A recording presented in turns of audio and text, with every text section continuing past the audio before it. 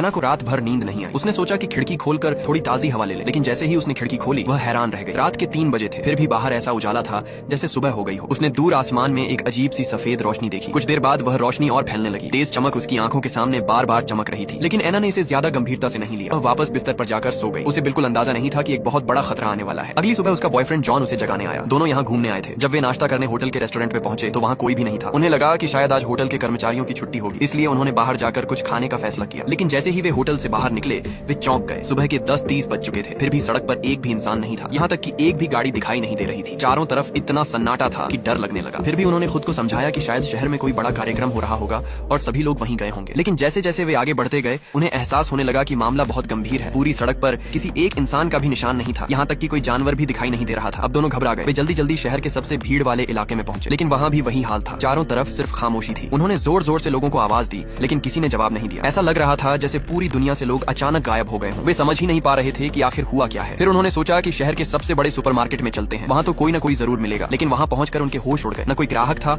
और न ही कोई कर्मचारी। पूरा सुपरमार्केट खाली पड़ा था। वे कई दूसरे सुपरमार्केट भी गए, लेकिन हर जगह वही हाल था। फिर वे पूरे शहर में घूमते रहे, लेकिन उन्हें कहीं भी एक भी इंसान नहीं मिला। इसके बाद वे पास के एक शराब खाने में पहुंचे। वहाँ कुर्सियां बिखरी हुई थीं, जैसे लोग अचानक सब कुछ छोड़कर चले गए हों। यह अजीब नजारा देखकर एना लगभग टूट गई। आखिर इस शहर के सारे लोग कहाँ चले गए? तभी जॉन को एक बात याद आई। उसने कहा, इतनी बड़ी घटना हुई है तो इसकी खबर टीवी पर जरूर चल रही होगी। वह तुरंत टीवी देखने गया, लेकिन स्क्रीन पर सिर्फ सफेद तस्वीर दिखाई दे रही थी। कोई खबर नहीं चल रही थी। अब दोनों के पास वापस होटल जाने के अलावा कोई रास्ता नहीं था। होटल पहुंचकर जॉन ने अपना लैपटॉप खोला। उसे उम्मीद थी कि इंटरनेट पर कुछ जानकारी मिल जाएगी, लेकिन इंटरनेट पर भी कल के बाद की कोई खबर नहीं थी। उधर एना ने अमेरिका में अपनी माँ को कई बार फोन किया, लेकिन किसी ने भी फोन नहीं उठाया। उसने अपने रिश्तेदारों और दोस्तों को कई मैसेज भेजे, लेकिन किसी का भी जवाब नहीं आया। ऐसा लग रहा था जैसे उसके सारे मैसेज हवा में गायब हो गए। तभी जॉन के दिमाग में एक आइडिया आया। उसने तुरंत एना का हाथ पकड़ा और कहा कि शहर की सबसे ऊंची जगह पर चलते हैं। वहाँ से पूरे इलाके को देखकर शायद पता चल जाए कि आखिर हो क्या रहा है। दोनों पहाड़ की तरफ निकल पड़े। रास्ते में उन्हें एक कार दिखाई दी जो अभी भी चालू थी। उसकी खिड़की भी खुली हुई थी, लेकिन ड्राइवर कहीं नहीं था। दोनों उसी कार में बैठ गए और तेजी से पहाड़ की चोटी की तरफ निकल गए। लेकिन जब वे ऊपर पहुंचे तो वहाँ बने बड़े बड़े बंगले भी पूरी तरह खाली थे। वहाँ भी एक भी इंसान नहीं था। दोनों सोचने लगे, आखिर सब लोग कहाँ चले गए? वे तो सिर्फ छुट्टियां मनाने आए थे, लेकिन उनके साथ इतना अजीब हादसा हो जाएगा यह उन्होंने कभी नहीं सोचा था। शाम तक दोनों पूरी तरह थक चुके थे, इसलिए वापस होटल लौट आए। एना को लगा कि शायद ये सब एक बुरा सपना है। उसने सोचा कल सुबह उठेंगे तो सब कुछ पहले जैसा हो जाएगा। लेकिन अगली सुबह भी कुछ नहीं बदला। दुनिया अब भी उतनी ही सुनसान और डरावनी थी। अब तो कंप्यूटर का इंटरनेट भी बंद हो चुका था, क्योंकि उसे चलाने वाला कोई नहीं बचा था। एना के मन में बस एक ही बात चल रही थी कि किसी भी तरह इस जगह से निकलना है, लेकिन जॉन के पास भी कोई रास्ता नहीं था। फिलहाल दोनों ने सोचा कि पहले खाने का इंतजाम करते हैं, फिर आगे की सोचेंगे। वे एक सुपरमार्केट में गए। वहाँ हर तरह का सामान रखा था,